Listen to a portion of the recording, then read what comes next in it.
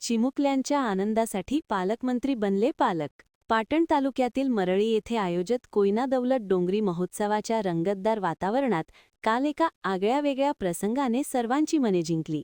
राजकारणातील व्यस्तता बाजूला सारत राज्याचे पर्यटन मंत्री तथा साताऱ्याचे पालकमंत्री शंभूराज देसाई यांनी कार्निवल परेडसाठी आलेल्या शेकडो चिमुकल्यांची मायेने विचारपूस केली. केवळ विचारपूसच नाही तर त्यांच्या खाऊसाठी स्वखर्चातून मदत करून त्यांनी खऱ्या पालकाची भूमिका बजावली. महोत्सवातील कार्निवल परेडसाठी जिल्ह्यातील दुर्गम भागातून अनेक लहान मुले सहभागी झाली होती.